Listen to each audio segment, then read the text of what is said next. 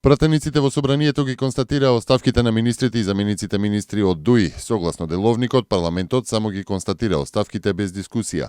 Председателството на ДУИ во четвртокот одлучи сите нивни функционери да поднесат неоповитлива оставка, а сите понатамошни чекори околу честото на партијата во владата решава партискиот лидер Али Ахмети.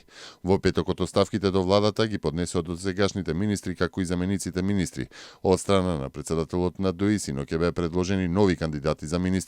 За сега, според информациите на веб страната на собранието, не е закажана седница за избор на новите министри и заменици министри.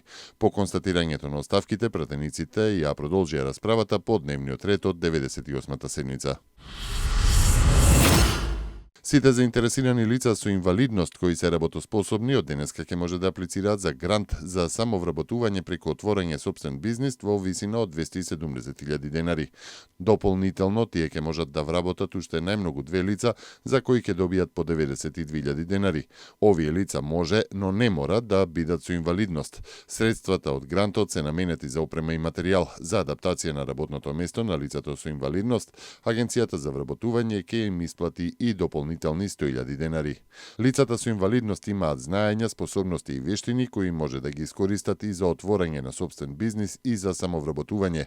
Преку огласот ќе се обезбедат можности за лична екзистенција и токму поради тоа државата предвиде финансиска поддршка преку која ќе им помогне да се самовработат, рече на денешната пресконференција заменикот министер за труд и социјална политика Диме Спасов. Почнува втората компонента од програмата на Европската унија за санација на штетите од поплавите вредна 7 милиони евра.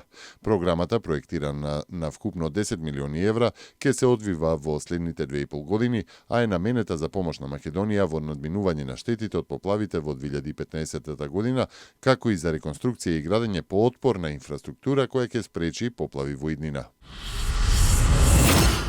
Бензините од ноќеска на полнок поскапуваат за половина денара, дизелот и екстра лесното масло за домаќинство поевтинуваат за 1 денар, одлучи регулаторната комисија за енергетика. Новата цена на Евросупер БС 95 ќе биде 61 денар за литар, Евросупер БС 98 ќе се продава по цена од 63 денари за литар. Според одлуката на регулаторна комисија, цената на дизелот ќе биде 44 денари за литар, а на екстра лесното масло за домаќинство 32,50 денари за литар. Грчкото министерство за надворешни работи денеска преку соопштение реагираше на интервјуто на македонскиот председател Ѓорги Иванов за грчкиот весник Товима.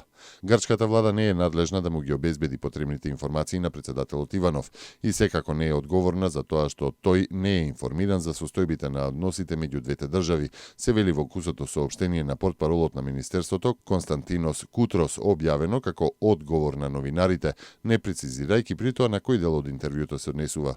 Иванов за грчкиот весник Товима посочи дека мигрантската криза е можност за институциите на нашите две соседни држави да ја надминат недовербата и да почнат да соработуваат.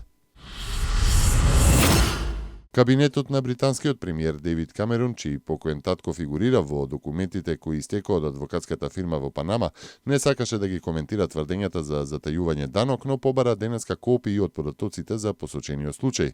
Британските медиуми нагласуваат дека случајот панамски документи може да биде голем срам за Камерун, кој често повикуваше на борба против затајување даноци и избегнување на плаќање на овие обврски. Од друга страна, францускиот председател Франсуа Оланд изјави дека случајот панамски документи со разоткривање на затајувачите на данок ќе помогне во зголемувањето на даночните приходи.